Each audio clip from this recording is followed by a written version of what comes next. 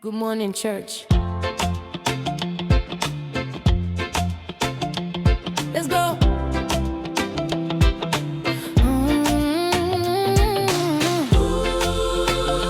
morning, church. Yeah, yeah.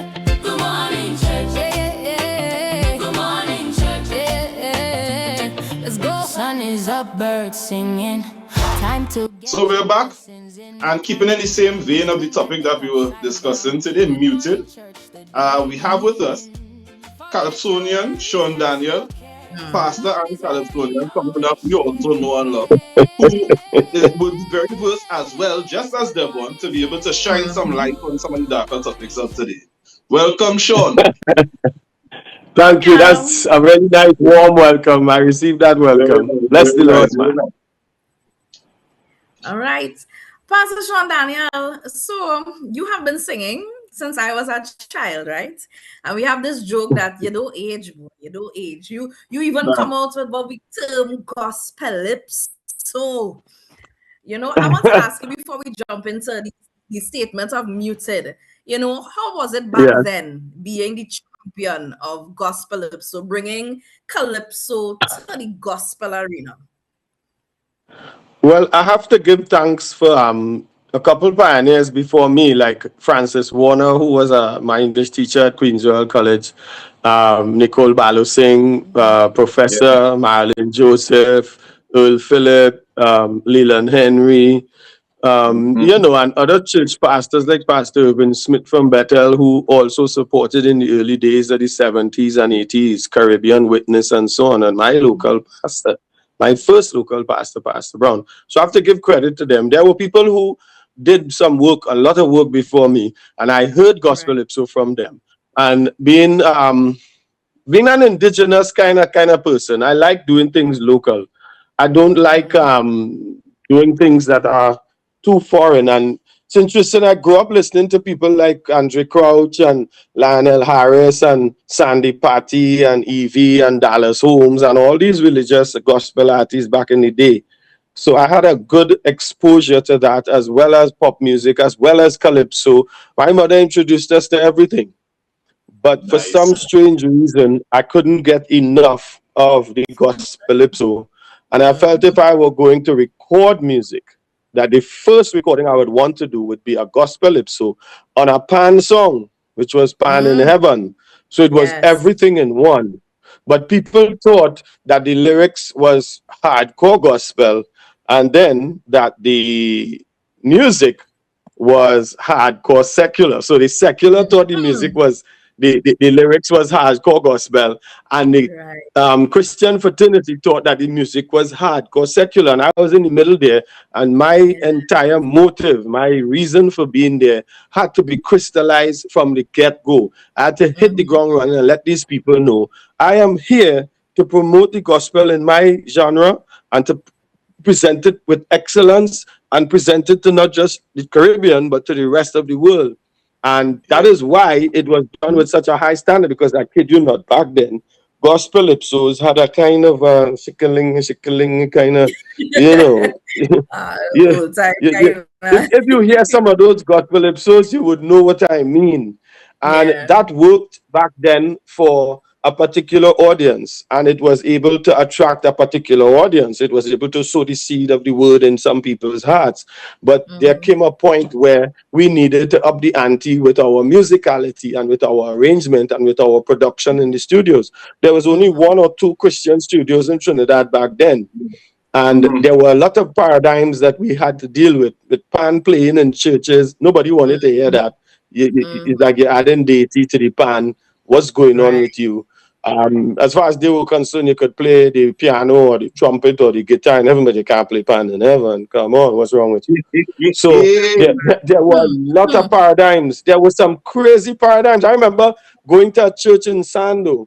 We were singing, I started off by singing God and God Alone. And man, the church was, oh yes, they lapped up God and God Alone, Steve Queen. Come on. And then when I started pan in heaven, people started to get up and walk out the church. Yeah. How dare you? How dare you? How dare you? How dare you?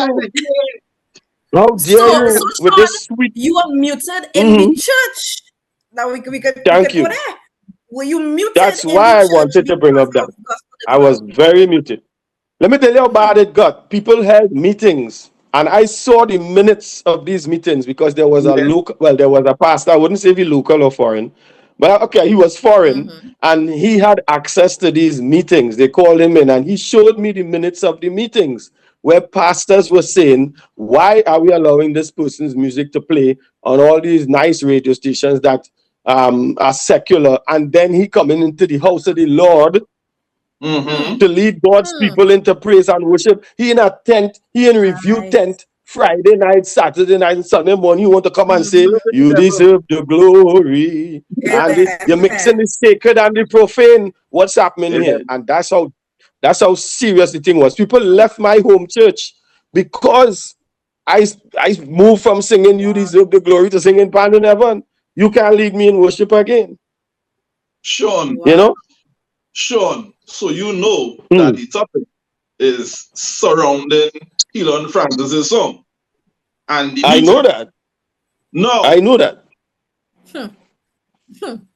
no, it's kind of this kind of like an ending question, but asking it now. What is your Yeah. encouragement to Elon and others who would be, and I have to put my allegation quotes, my air quotes, muted when presenting this type of content? Because you would have been muted in the house of God concerning Right. Christian content. But then you Yes. also would have had to face, now nobody escapes the dues in the Yes. Calypso 10. So That is you true. had to That is true. double. So what's your encouragement as somebody who have a strong hand on one side and a strong hand on the next side? I would say to Helon, stay the course. I totally enjoyed his song. I totally enjoyed it. People say it was long. I don't care. He is the reigning monarch. He could sing a long song, a short song, a medium, whatever. I totally enjoyed it. I would give him 10.5 out of 6. Brother, Very good. you have my full support. Don't let nobody make you choke. Yeah. Don't let nobody make you choke. You do your thing, authentic and hardcore. That is what we need. That must never die. Why should that die, Helon? Take courage, my brother. You're doing the right thing. You must have done something right for that wrong to be done to you. If it was in fact intentionally done, you must have done something right, my brother. You have my full support. Right. Sorry for asking that 1000%. question up in front. My bad. But it was just there and I just wanted to find out. Sorry, Shanti. I appreciate that, brother, a lot. I appreciate that, brother, a lot. So the same way that Helon brought a message that he felt that, the nation needed to hear. The Bible is full of prophets as well, right? And Nathan confronting David and Elijah challenging Ahab. Do you see a Calypsonian as somebody carrying that sort of mantle to carry a message? And where do you see yourself in the scheme of things like that? I'll give you a story to answer your question. You remember Pastor Burchell Baird and Dr. Nelson and they, right? For 3 consecutive Sundays, Pastor Baird woke up to preach his sermon on a Sunday morning and he took the microphone and he started his sermon by saying, "And Elijah the Calypsonian." Wow. The following, people nearly fall off the chair. The following Sunday came up and Ezekiel, the Calypsonian. And then the next year he came up and he said, "And Jeremiah, the Calypsonian." Well, by the time he said it the third time, everybody realized where he was going. What he was saying is, these men were prophets. And Calypsonians, I put them on the same level as a prophet. And this man has a doctorate in divinity. A doctorate in theology. He was considered a general in the faith. But he also said he doesn't have the grace to do what I was doing and to go in the tents and to go in the competitions and the monarchs and then come. He doesn't have that grace, but he knows that there are some people that God would give a special grace to for instance, to one prophet, he would say, I want you to walk around Israel with your backside bare because I want to show my people their shame, that I am ashamed of them. He told one prophet that, sorry. He never told any other beside that. So he had a special assignment from God. And nobody could tell him that he didn't get that special assignment from God. You couldn't. Because God told him, this is what I want you to show to my people, that I'm seeing their nakedness. Yes. It is not hidden from me. And to another one, he said, I want you to marry that harlot. I want you to marry her. How many prophets did he tell to do that? Only one. So how many people would he tell in Trinidad and Tobago to go and sing the gospel in Calypso? I believe after he told one, many decided I want to do it too. And that is why you had Devon Seal singing a song and winning a monarch with Obey the Voice of God. That is why you have Karen Ashe singing songs like, you know, Every Knee Shall Bow. That is why you have Terry Lyons singing a song, Trinidad needs a blessing, Tobago needs a blessing, with whatever beat she decide to put it. And after 30 years, after 3 decades out there, you have 4 people in a monarch who singing songs about God. Talk now. And every single tent in Trinidad and Tobago want a gospel artist, welcomes a gospel artist. That wasn't so 30 years ago. Yes. No. Yes. When you was there, it wasn't so. Thank you. And we remember when I was there, the first 10 years, I had to take licks on my back, losing invitations. People don't want you in the church. You're getting flack every day. You're getting bad talk on radio every day. Sean, you were there at a time when there was no social media, you know, to see how much people was really back in Thank there. you. Watch me. I was in Listen your corner. to me. I was in your I'm happy for that. was in your corner. You understand? And every time you went up, I'm happy for that. Something that empowered us to do what we was doing. The worship team, the band, whatever it is I was doing.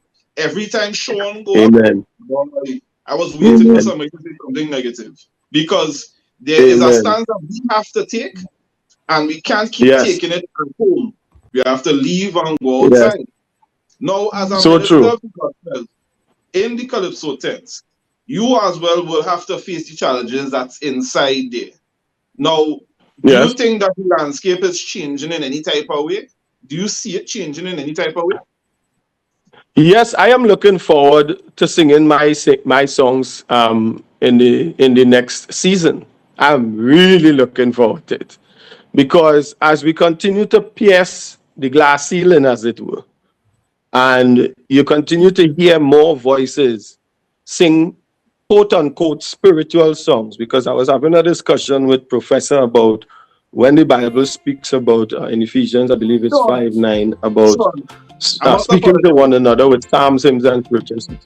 Sure, I must apologize, but we have to take a quick break and come back. We'll be right back, guys. We're coming back on this hot topic. Good morning, church. Yeah, yeah. Good morning, church. Yeah, yeah. Good morning, church. Yeah, yeah. Let's go. Sun is up, birds singing. Time to get your blessings in. No time for frowns. Turn that thing upside down. Good morning, church. The day beginning. Forget your worries, cast your cares. The Lord is here.